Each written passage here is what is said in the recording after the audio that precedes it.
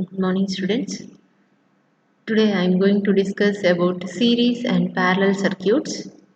So, coming to why these are used, series and parallel circuits are used is, say, two or more elements has to be connected in a circuit. So, how these elements are going to be connected, depending on that, these are classified into two types. That is series and parallel. So series means the starting end is connected normally. The ending end of the first terminal is connected to the starting end of the second element is called series connection. See here in this example you can see this is the resistor R1 and this is the resistor R2 and this is R3, this is R4. See, the ending terminal of the first resistor is connected to the starting end of the second resistor. Again, similarly, the ending end of second resistor is connected to the starting end of the third resistor. And the ending end of third resistor is connected to the starting end of the fourth resistor. That means these are resistances R1, R2, R3, R4. These four resistors are connected to be said to be in series. So the here in series connection the current is same. So here if you pass the current in this direction, the current flows through R1 and R2 and R3, R4 all are same. So the current is same in series connection, whereas the voltage gets divided across these resistors. So voltage will be divided across these resistances, that is based on the voltage division rule. So that I will be telling now. Next, coming to the parallel connection. So in the series connection you can observe R1, R2, R3 are connected across a voltage V, total voltage V is connected. This voltage gets divided into V1 in resistor R1, V2 in R2, V3 in R3. Where if you apply KVL for this loop, that becomes V is equal to V1 plus V2 plus V3. V1 plus V2 plus V3. So what is voltage again? Voltage is nothing but the product of current and resistance.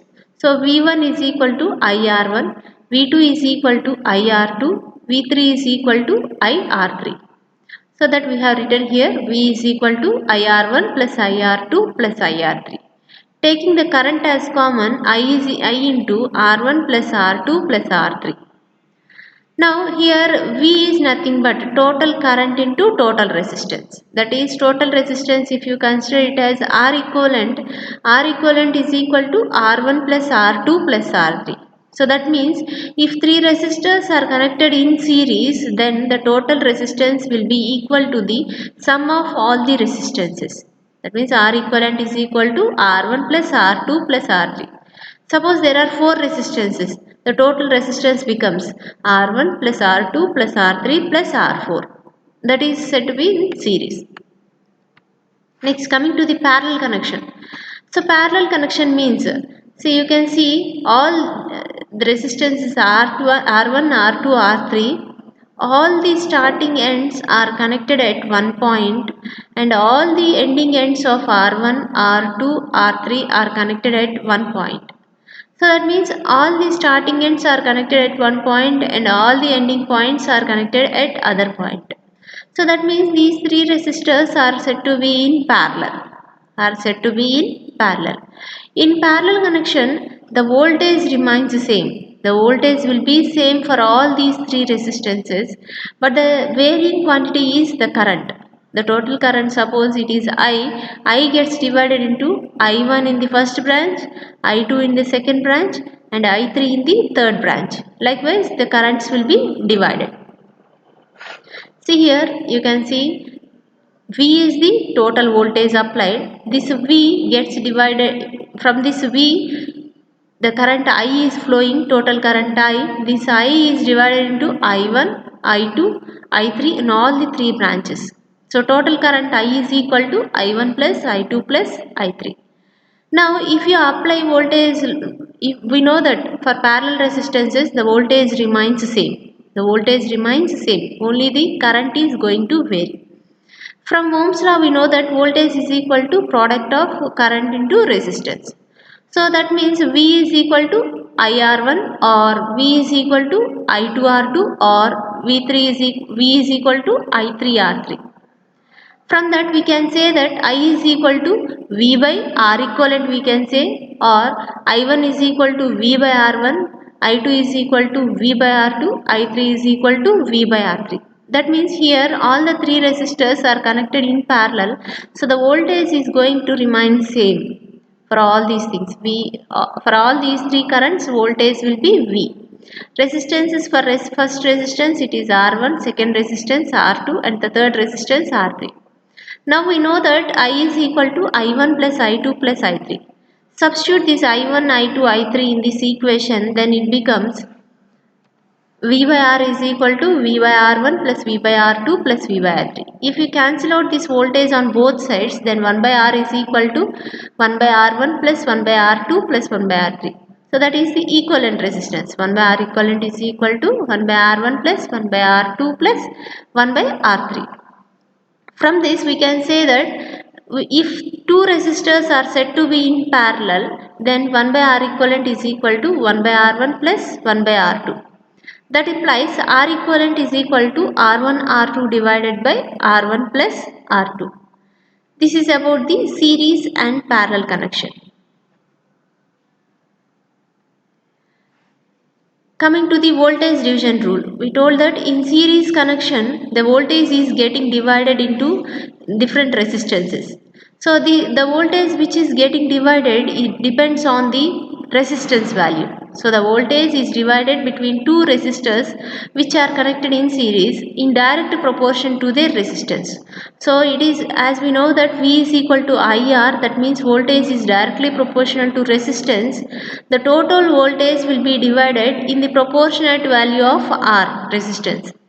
So V1 of T means the voltage across the resistor R1, V2 of T means the voltage across the resistor R2. So now what is V1 of T and what is V2 of T? So V1 of T is equal to total voltage, we know that it is V of T. Here the total voltage is V of T into, it is divided in the proportionate to the resistance. So V1 is the R1 voltage.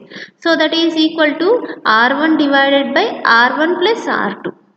So V1 of T is equal to V of T into R1 divided by R1 plus R2. Likewise, we know that V2 of T is equal to V of T into R2 divided by R1 plus R2. Now this V1 plus V2 is equal to total voltage V of T. So this is about the voltage division rule. Now coming to the current division rule. Current division rule occurs in the parallel cases. So when two resistors are in parallel, the voltage is the same, but the current will be divided into in the resistances, which is in the inversely proportional to the resistance. So that means if the total current is I here flowing in the circuit, this I gets divided into I1 in the first resistance, I2 in the second resistance. Now we want to find out the value of I1 and I2. So I1 is equal to the total current I into, it is inversely proportional. So it is opposite resistance R2 divided by R1 plus R2, that is I1. And I2 is equal to total current I into, for the I2 current the opposite resistance is R1 divided by R1 plus R2. The total current I is equal to I1 plus I2. This is about the current division rule. So this is about the connection of series and parallel connection. So in series connection, the voltage division rule is applicable, and in the parallel connection, the current division rule is applicable. So in series connection, once again we can observe, series connection means when the ending end of first resistor is connected to the starting end of the next resistor, then they are said to be in series. In series connection, the current remains the same, whereas the voltage gets divided based on the voltage division rule. And in the parallel connection, all the starting terminals are connected at one point and all the ending terminals are connected at other point. Now the voltage remains the same for all the three resistances. The current is divided between these three resistances based on the current division rule. Okay, this is about the different types of connection of resistances. Okay, thank you.